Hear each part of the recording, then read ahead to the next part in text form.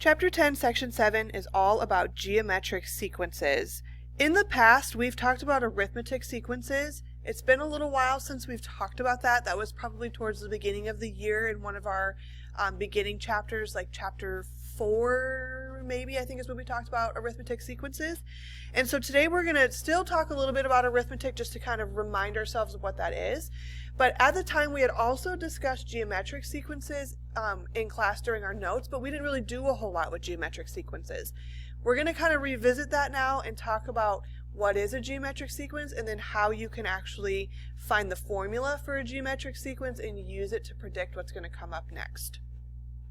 So a sequence, remember, is an ordered list of numbers, and that could be any numbers.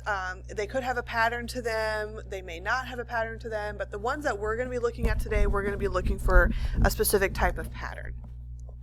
A term is a number in the sequence, or a position in the sequence is like your subscript. So for example, if I have 2, 4, 6, 8, and that sequence continues, and I then go to 100, 102, 104, and so on, those are all of like your even numbers, because you can see how they're going up by 2 each time. Well, 2 would be in the first position, 4 would be in the second, 6 would be in the third, and so on. And if we're continuing this, because remember, sequences are going to be one of those things that just continue to grow or decrease forever and ever, you can represent those by n-1, n-2, down to your last term, which would be the nth term. The subscript then would be like A1, A2, A3. For the fourth term then, you would have A4.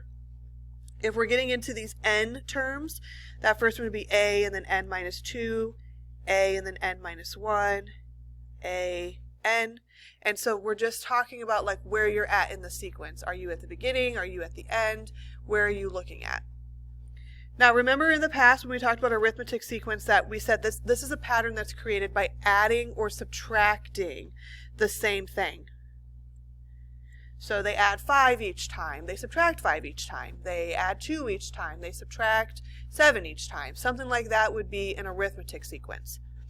Geometric is a pattern that's created by multiplying or dividing by the same ratio.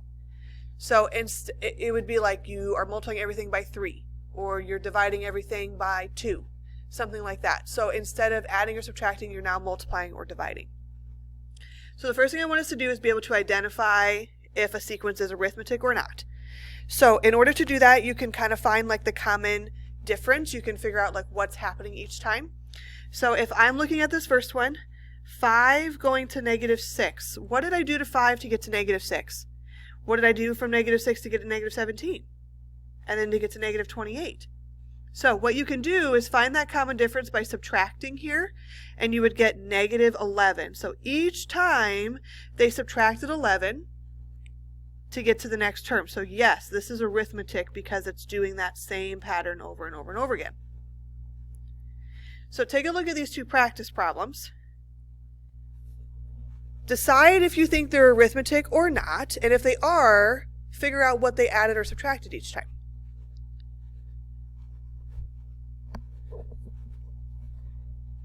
So for this first one, you went from -4 to 12. That's adding 16. 12 to 28 is also adding 16. However, when you go 28 to 42, that's adding 14. So make sure that you check all your terms because it started out like looking like it was going to be arithmetic, but then when we got to that last one, it changed. So this one should have been no. Now for this one, 3 to 7, we added 4. 7 to 11, added 4. Added 4 again, added 4 again. It looks like everything's +4 here. So this would be yes, they added 4.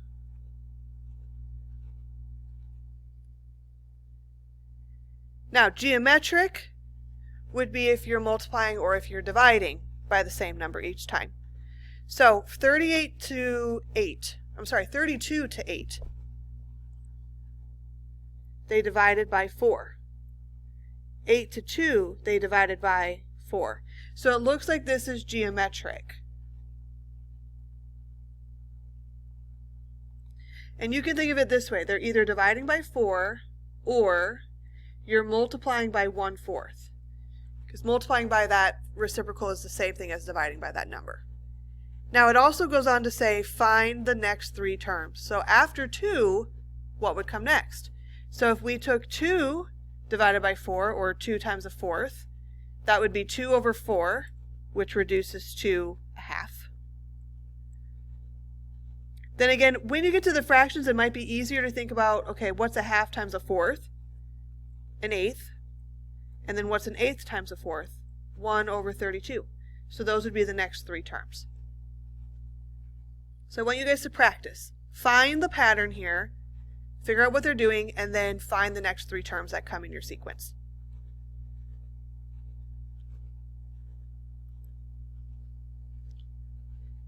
So we're going from 7 to 21 to 63. The pattern that you're doing is you're multiplying by 3 each time. So 63 times 3 should have been 189. 189 times 3 is 567. And then 567 times 3 is 1,701. Now I want to get into how you find the formula for a geometric sequence and then how you can use it to predict a specific term in your sequence that you just can't see.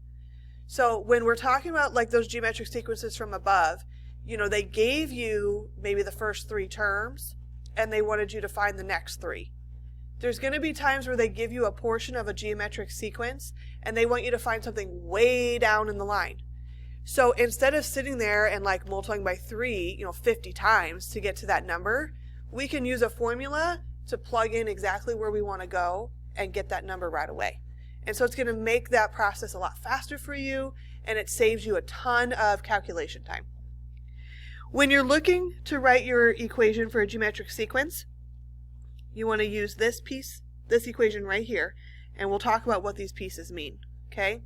So A with the little 1 there, remember when we talked about that at the start of class, that was talking about your first term.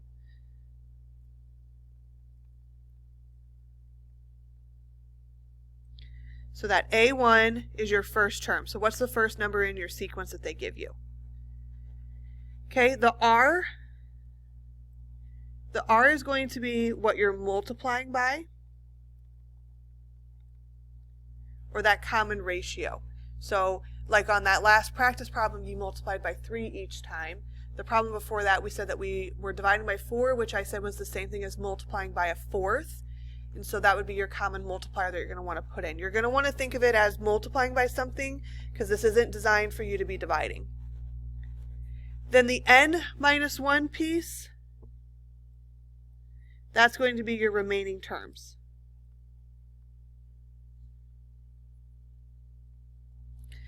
So that'll be where they're asking you to look. So like what term in the sequence do they want you to find? So for example, we want to write an equation for the nth term of this sequence. It goes -6, 12, -24, 48, and so on. So let's start by writing our equation. Let's identify these things here. So like A1 is the first term in my sequence, which would be that -6. R is the multiplier. So what's the pattern here? Well, -6 went to +12, so I had to multiply by a -2 to get that to happen. 12 times a -2 gets it to switch to -24. -24 times -2 switches it to 48. So my common multiplier there, my common ratio is that -2. Now going forward, they're going to want you to find the nth term, the ninth term of the sequence. So your n that we're going to find is eventually going to be a 9. So to write your general equation, we would put a 6 in for A1 times -2 raised to the n minus 1 power. So that's what they wanted us to do first. Now what we're going to do is actually find the ninth term. So I'm going to take that 6 times -2, and instead of n minus 1, I'm going to do 9 minus 1, and I'm going to evaluate that. So I would do 9 minus 1 first and get 8. So do -2 to the 8th power, and then take that times 6. And that should get you, oh, and make sure we've got -6 here. And that should get you -1,536. So that would be the ninth term. So you needed the equation here, and you needed your answer for the ninth term.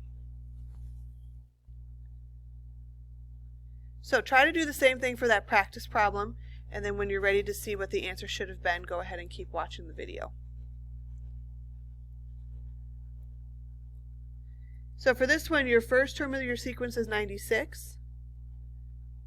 Your common ratio, it's dividing by 2 each time, but we don't want to write 2 because that's going to make it think that you're multiplying by 2 when you plug it into your equation.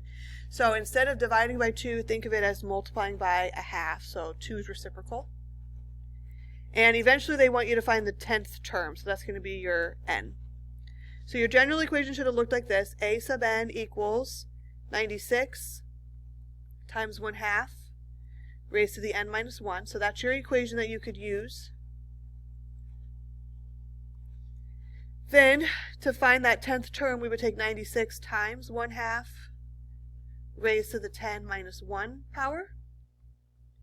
And you should have gotten like 0.1875 as an answer, or 3/16. So a small number, because you're dividing by that 2, or you're multiplying by that 1/2, so it's going to cause that the sequence to get gradually smaller and smaller and smaller.